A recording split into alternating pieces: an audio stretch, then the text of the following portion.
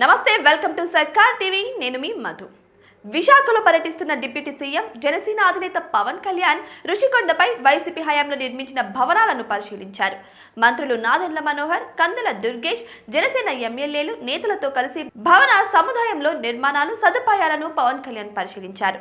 ఈ సందర్భంగా భవనాల నిర్మాణం, అందులోని సదుపాయాల కోసం వెచ్చించిన ఖర్చులను మంత్రులు పవన్ కళ్యాణ్ వివరించారు.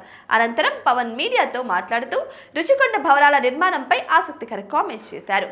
రుషికొండపై భవనాల కోసం భారీగా ఖర్చు చేశారు. 450 కోట్లతో 4 బ్లాక్లు కట్టడానికి ఖర్చు చేశారు. గతంలో మమ్మల్ని లోపలికి రానివ్వలేదు, ఎన్నో అడ్డంకులు సృష్టించారని పవన్ కళ్యాణ్ గుర్తు చేశారు. గతంలో రిసార్ట్స్ ఉన్నప్పుడు సంవత్సరానికి సుమారు 7 కోట్ల ఆదాయం వచ్చేది. ప్రస్తుతం ప్యాలెస్ కు కేవలం కరెంటు బిల్లే సంవత్సరానికి 15 లక్షలు అవుతుంది. ఇప్పటికే జరగాల్సిన డ్యామేజ్ అంతా జరిగిపోయింది. లోపల పెచ్చులు ఊడిపోతున్నాయి, కొన్ని చోట్ల లీకేజ్ అవుతుందని పవన్ చెప్పుకొచ్చారు. మాజీ సీఎం జగన్మోహన్ రెడ్డి నివాసం ఉండడానికి ఈ భవనాలు నిర్మించారు.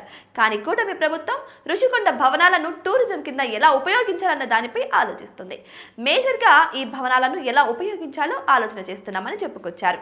ఈ భవనాల నిర్మాణం, ఖర్చు, పర్యావరణ విధ్వంసం వంటి అన్ని అంశాలపై శాసనసభ వేదికగా చర్చ జరగాల్సిన అవసరం ఉందని పవన్ కళ్యాణ్ అన్నారు.